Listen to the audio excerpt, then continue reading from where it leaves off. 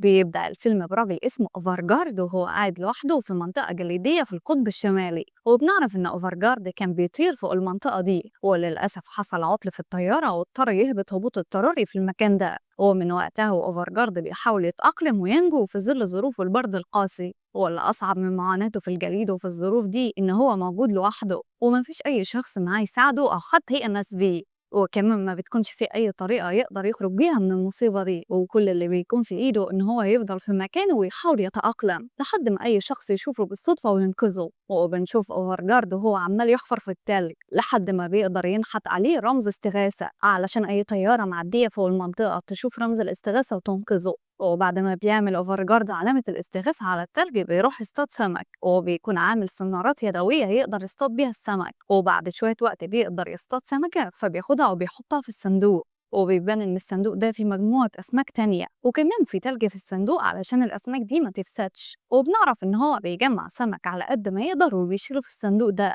علشان السمك هو مصدر أكله الوحيد في المكان ومن غيره هيموت من الجوع. وبعد ما بيخلص صيد بيروح للطيارة بتاعته اللي بيكون عايش فيها من ساعة ما اتدمرت، وبيبدأ يجهز الأكل لنفسه وبيقعد ياكل وهو حزين، وبيكون متأثر جدا بالوضع اللي هو فيه لأنه ما بيكونش عارف هل هيقدر يخرج منه في يوم من الأيام ويرجع لحياته الطبيعية ولا هيموت في المكان ده. وبعد ما بيخلص أكل بيجهز نفسه وبياخد جهاز استشعار وبيطلع بيه فوق تل قريب من الطيارة، وبيبدأ يحاول يبعت إشارات استغاثة لأي جهاز إلكتروني قريب، ولكن مفيش أي حد بيلقط إشارته وبيرد عليه. وبيكون أوفرجارد مش مصدوم ولا مستغرب لأن مفيش حد بيرد عليه، لأن دي ما بتكونش أول مرة يجرب الموضوع ده، لأن أوفرجارد بيكون بيعمل كده كل يوم من ساعة ما اتحبس في المكان ده ومفيش ولا مرة حد سمعه أو رد عليه. ورغم كده ما حسش بالياس وكل يوم بيتمسك بأي أمل وبيفضل يبعت إشارات لحد ما الليل يليل. هو ساعتها بيضطر أوفرجارد ياخد الجهاز اللي معاه ويرجع للطيارة علشان ينام ويرتاح، وبالفعل بيرجع للطيارة وبيغير هدومه علشان ينام، وبنلاحظ إن رجله متدمرة تماما وكلها جروح بسبب البرودة الشديدة والجو الصعب اللي هو فيه.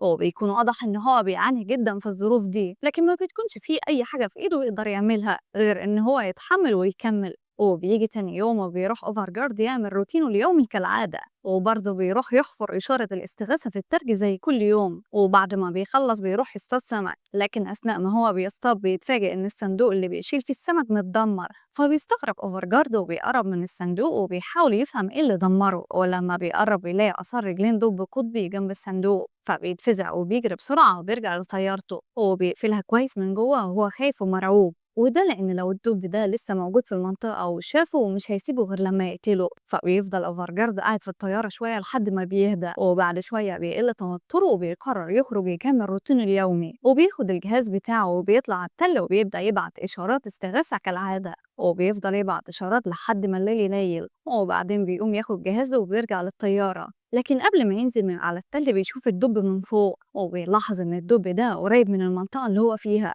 فبيقرر ياخد حذره كويس وبيرجع للطيارة بهدوء، وقبل ما يروح في النوم بيكون قافل الطيارة من جوه ومأمن نفسه كويس جدا. وبتعدي الأيام وما بيحصلش أي شيء جديد في حياة أوفرجارد، وبيفضل يعمل نفس الحاجات اللي بيعملها كل يوم. وفي يوم بيكون أوفرجارد قاعد بيبعت إشارات بجهاز الاستشعار اللي معاه زي ما بيعمل لحد ما الليل بيبدأ يدخل عليه والجو بيبدأ يشتد والريح بتزيد في المنطقة، فبيقرر ياخد جهازه ويرجع للطيارة، لكن قبل ما يرجع بيلاقي الجهاز منور باللون الأخضر وده معناه إن في حد قريب منه، فبيفرح أوفرجارد وما بيكونش مصدق نفسه وبيطلع على قمة التل علشان يشوف لو في أي حد قريب منه، وبالفعل بيلاقي طيارة هليكوبتر معدية من المنطقة، فبيتحمس هنا أوفرجارد جدا وبيجري بسرعة يجيب شمروخ من معاه وبيولعه في الجو علشان الأشخاص اللي على الطيارة يشوفوا الضوء ده ويجوا يساعدوه، وبيفضل يشاور بإيده للطيارة لحد ما اللي في الطيارة بيقدروا يشوفوه فعلا وبيتحركوا ناحيته، وساعتها بيكون أوفرجارد في قمة السعادة وعمال يضحك وبيكون مش مصدق إن هو أخيرا هيخرج من المكان ده، لكن للأسف فرحته ما بتكملش للنهاية،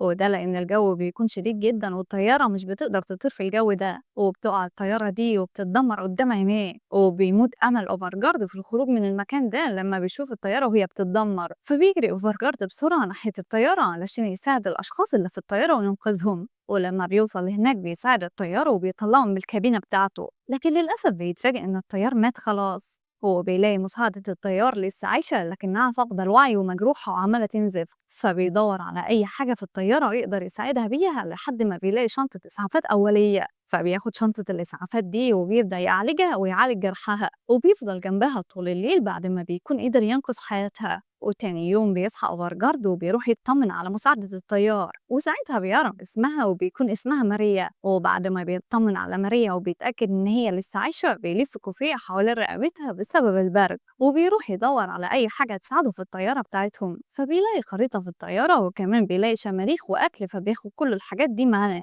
وبيروح يجيب زلاجة وبيحط ماريا عليها وهي فاقدة الوعي، وبياخدها معاه للطيارة بتاعته. وقبل ما يمشي بيكتب على الهليكوبتر المكان اللي الطيارة بتاعته موجودة فيه، وده علشان لو حد لقى الهليكوبتر دي يعرف مكانهم ويروح ينقذهم. وبياخد بعد كده ماريا على الزلاجة وبيفضل يجرها لحد ما بيوصلوا للطيارة. ولما بيوصلوا لهناك بيبدأ أوفرجارد يطمن على جرحها وبيتأكد تاني إن هي بخير وما تأثرتش بعملية النقل. وبعد شوية وقت بتفوق ماريا، فبيروح أوفرجارد يساعدها وبيشربها مية وبيبدأ يفهمها اللي حصل، وبيقول لها إن هي والطيار اللي معاها عملوا حادثة وإنهم وقعوا بالطيارة، وللأسف الطيار اللي كان معاها مات. ولما ماريا بتعرف كده بتزعل جدا وبتتأثر وبتفقد وعيها تاني. فبيقرر هنا أوفرجارد يسيبها ترتاح ويرجع هو للهليكوبتر يشوف أي حاجة تانية تنفعهم. ولكن قبل ما يمشي بيسيب لها ورقة مكتوب فيها هو رايح فين، علشان لما تفوق تقرا الرسالة دي وما تقلقش من أي حاجة. وبيرجع أوفرجارد للهليكوبتر وبيروح يدفن الطيار اللي مات، وبعدها بيروح يدور على أي حاجة تساعدهم وتفيدهم. فبيلاقي ولاعة أو شيء عامل زي الباجور القديم اللي بيولع النار، فبياخدهم معاه. وكمان بيشوف صورة بتجمع الطيار بماريا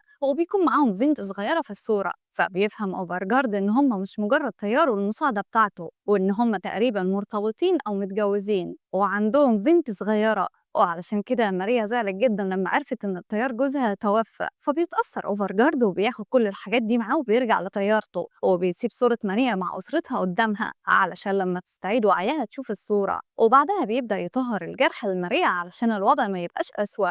وبعد كده بيروح يولع نار وبيقعد جنب النار دي وبيحاول ان هو يتدفى شوية علشان الجو بيكون ساقع جدا. وبيجي الليل وبيستخدم اوفرجارد الخريطة اللي معاه وبيحاول يحدد مكانه على الخريطة، وبالفعل بيقدر يعرف هو فين وإيه أقرب حاجة ليه. وبعد ما بيخلص تحديد مكانه بيروح يصطاد سمك كالعادة، والمرة دي بيلاقي نفسه اصطاد سمكة كبيرة لدرجة إن دي بتكون أكبر سمك اصطادها من ساعة ما اتحبس في المكان ده. فبيفرح أوفرجارد جدا بالسمكة دي وبيفضل يحتفل بيها. ولما بيخلص صيد بيرجع لطيارته تاني وبيجهز العشاء وبياكل هو وماريا، لكنه بيلاحظ إن حالتها بتسوء أكتر، ولو فضلت في الوضع ده وما اتعالجتش بالشكل الصحيح هتموت قريب. فبيزعل وبيفضل يفكر في طريقة يقدر يساعدها بيها وينقذها من الموت. وتاني يوم بيكون أوفرجارد أخد قرار غريب شوية، واللي هو إنه هياخد ماريا ويتحرك بيها ويروح لملجأ قريب شافه على الخريطة علشان يقدر ينقذ ماريا وينقذ حياته. وبيكون قرار غريب لأن هو ما بيكونش عارف إيه المخاطر اللي هيقابلها في طريقه، ده غير إن ماريا بتكون مريضة ومش قادرة تتحرك، ولكن لازم يجرها بالزلاجة طول الطريق، وكل ده طبعا غير الجو الصعب اللي هيتحركوا فيه.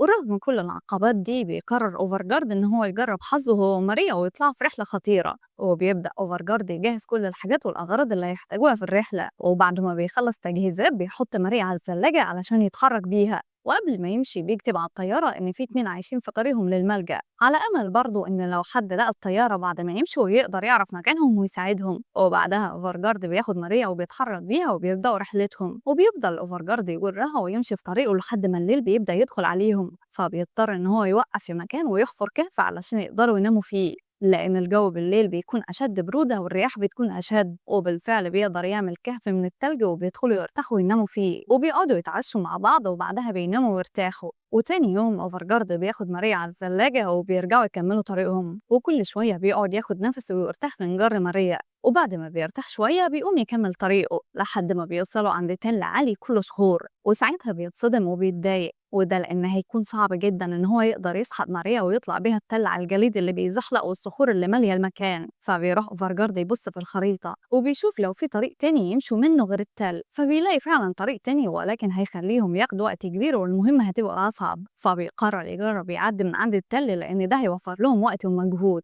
وبيطلع أوفرجارد فوق التل بعد ما بيكون ربط الزلاجة بحبل، وبيحاول إن هو يشدها من فوق ويطلعها، لكن الموضوع بيكون صعب جدا. ورغم كده بيفضل يجرب يشدها أكتر من مرة لحد ما بيفقد الأمل في الفكرة وبيستسلم هنا، وما بيكونش قدامه غير إن هو يلف من حوالين التل ويمشي من الطريق التاني اللي هياخد وقت أكتر. وبياخد فعلا ماريا وبيتحرك بيها من الطريق الأطول. ولما بيجي الليل أوفرجارد بيلاقي كهف يرتاحوا ويناموا فيه، فبياخدها وبيدخلوا وبيخيموا في الكهف ده. وبعد ما بيخيموا في الكهف بيبدأ يجهز العشاء، وبيقعد ياكل وبيحاول يساعد ماريا ويأكلها، ولكنه بيلاقي إن حالتها بقت أسوأ بكتير وشكلها كده مش هتقدر تتحمل لحد ما يوصلوا للملجأ. فبيزعل وبيتأثر علشانها لحد ما بيتفاجئ إن في دب قطبي بيحاول يدخل لهم الكهف، وده بعد ما بيكون شم ريحة الأكل اللي أوفرجارد جهزه. فبيتفزع أوفرجارد وبيروح بسرعة يجيب شمروخ وبيولع الشمروخ ده عند مدخل الكهف علشان يبعد الدب. وبالفعل الدب بيخاف وبيمشي من المكان، وأوفرجارد وماريا بينجوا من الموقف ده بأعجوبة، ولكنه بيقعد بعدها يعيط من كل الضغوطات والمصايب اللي هو فيها.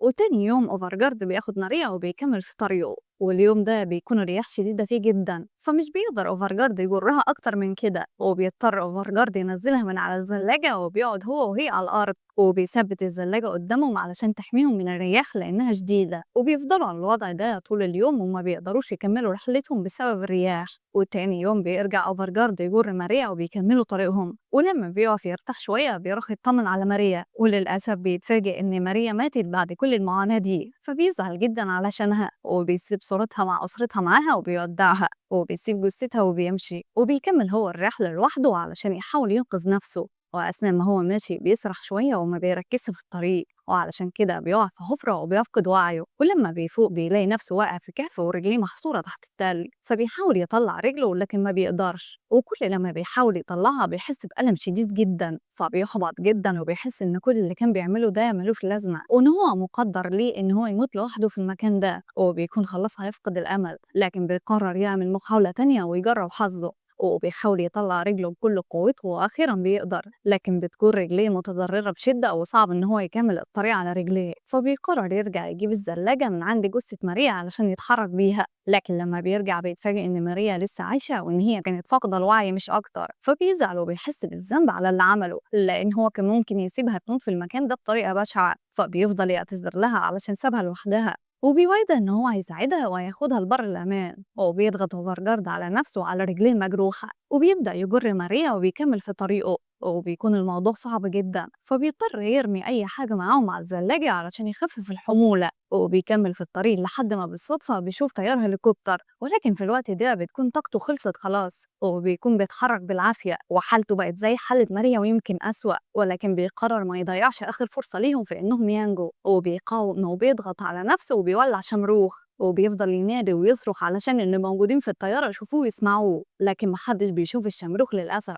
ورغم كده مش بيستسلم أوفرجارد، وبيقلع الجاكيت بتاعه وبيولع فيه، وبيفضل يشاور بالجاكيت علشان يشوفوه، لكن للأسف برضه محدش بيشوفه، والطيارة بتطير لبعيد. فهنا بيفقد الأمل الأخير وبينام جنب ماريا، وبيمسك إيديها وبيعتذر لها إن هو ما قدرش ينقذها وينفذ وعده ليها، وبيكون خلاص هنا أيقن إن دي نهايتهم هما الاتنين. لكن في الحقيقة الناس اللي كانوا على الطيارة بيكون قدروا يشوفوه، واقتهبت الطيارة وراهم علشان يتم إنقاذهم بعد المعاناة اللي عاشوها، خصوصا البطل أوفرجارد اللي تحدى المستحيل لمجرد إن هو ينقذ واحدة ما يعرفهاش من الموت، وكان من السهل جدا إن هو يسيبها تموت ومحدش هيعرف. وبيخلص الفيلم